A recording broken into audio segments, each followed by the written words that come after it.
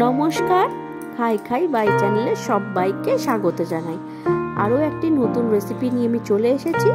আমি আজ তোমাদের সাথে মাছের একটা ফিউশন রেসিপি শেয়ার করব। রেসিপিটার নাম হলো মুসুর ডালের কাতলা ফ্রাই দিয়ে দই মাছ।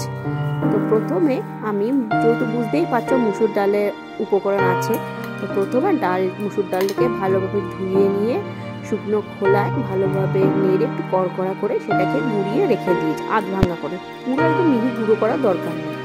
তারপরে আমি মাছগুলোকে ভালোভাবে ধুয়ে নিয়ে একটা পাত্রতে আমি মাছ, একটু নুন আর কাঁচা লঙ্কা, আদা আর রসুন বাটা দিয়ে খানিকটা টক দই দিয়েছি আর নুন দিয়ে। আর এটা হচ্ছে স্পেশাল একটা মশলা। এই মশলাটার মধ্যে গোটা গরম মশলা, দালচিনি, লবঙ্গ, ছোট এলাচ, গোটা গোলমরিচ, একটুখানি গোটা সাদা জিরে, আর তোমরা চাইলে শুকনো লঙ্কাও দিতে পারো, বাট আমি দিইনি যেহেতু ছোট বাচ্চা খাবে সেই জন্য। তারপর শুকনো খোলা নাড়িয়ে ওটা কুড়িয়ে রেখে দিয়েছি। সব উপকরণ একসাথে মাছের সাথে মিশিয়ে আমি আধা ঘন্টার জন্য রেখে দিয়েছি। আমার টাইম কম ছিল তাই। তোমরা চাইলে 1 ঘন্টা আগে থেকেও মাখিয়ে রেখে দেবে, তা মাছের গায়ে খুব ভালোভাবে মশলাগুলো ঢুকে যাবে।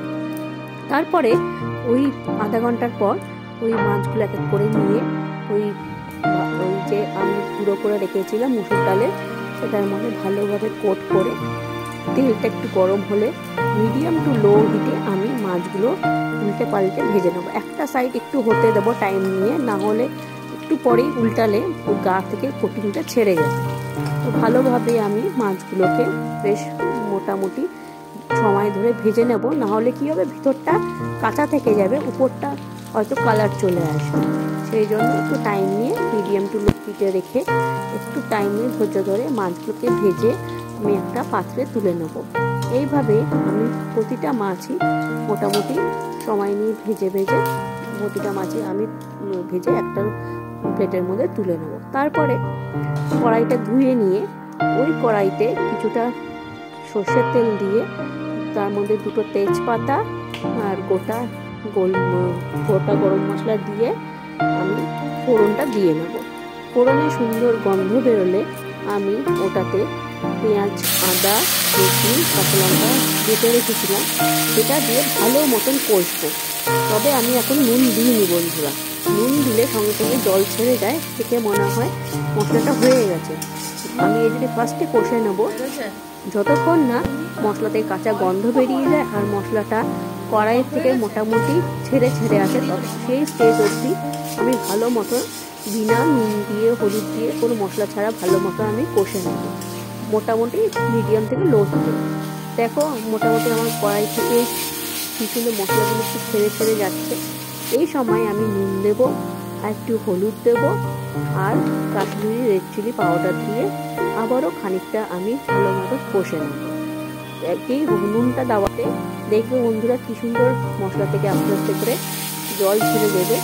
জল ছেড়ে দিয়ে তাহলে বুঝতে পারবে আগের থেকে তো মশলাটা কষাই ছিল, তো বেশি টাইম আর লাগবে না।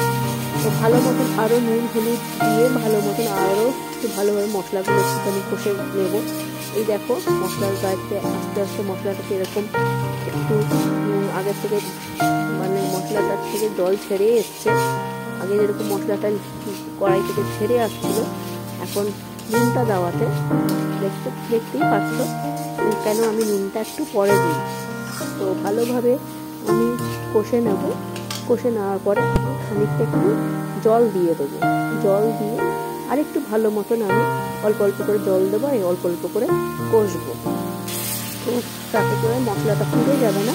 মোটামুটি বলা হয় না যে যত বেশি কষবে রান্না তত বেশি টেস্ট হবে। আর 3 বার করে জল দিলে, এটা আমি শুনেছি, 3 বার করে জল দিয়ে কষলে নাকি রান্নার স্বাদ খুব ভালো। তবে এটা আমার শোনা কথা।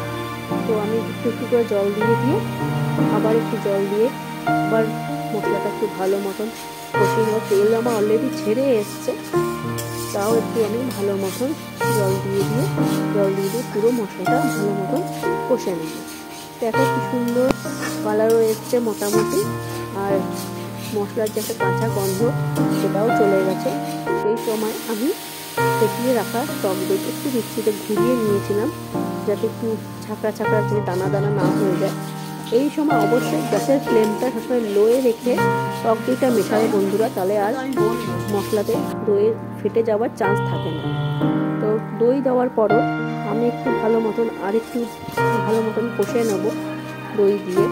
তার মধ্যে কষে নেওয়ার পরে আর একটু যে দই একটু লেগেছিলো সেটার মধ্যে অল্প জল দিয়ে দিই আমি আর একটুখানি ভালো মতন কষে নেব। একটু দেখো থকথকা ব্যাপারটা আছে, তো জলটা আমি বুঝে শুনে একটু জল দেবো আর একটু বেশি করে, যাতে মাছগুলো মোটামুটি ভাজা আছে, তো মশলাটা যাতে একটু ফুটে উঠে মাছের গায়ে, মাছটা তো টেনে নেবে। তার জলটা এই জন্য একটু পরিমাণ মতন বুঝে জল দিয়ে দিয়েছি। দেখো ঝোলটাও ফুটে উঠেছে।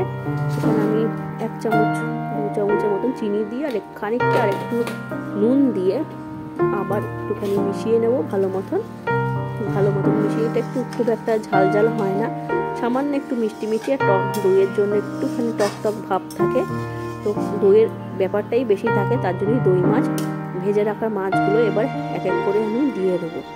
মাছ দিয়ে বেশিক্ষণ ফোটানোর দরকার নেই, একটু ফুটে উঠলে নামিয়ে দেবো, কারণ মাছগুলো যেহেতু গায়ে কোটিং আছে, নয়তো মাছগুলো পুরো গায়ে কোটিংগুলো বেশিক্ষণ ফোটালে ছেড়ে যেতে পারে, তো খাওয়ার মজাটা বেশ থাকবে। তোমরা চাইলে মাছটা এইভাবে ভাজাও করতে পারো, মানে ঝোলে না দিয়ে। কোনো ধরো অনুষ্ঠান তোমাদের হলো, বিয়ে বাড়িতে মানে তোমরা আইবুড়ো ভাত খাওয়াচ্ছ কাউকে, বা জন্মদিন হলো বা অন্নপ্রাশন হলো, সেই সময় তোমরা সাধারণ মাছ না করে এরকম মাছের একটা প্রিপারেশন রাখতে পারো, মানে যারা খাবে তারাও খুব ভালোভাবে মানে উপভোগ করতে পারবে আর দেখতেও বেশ ভালো লাগবে।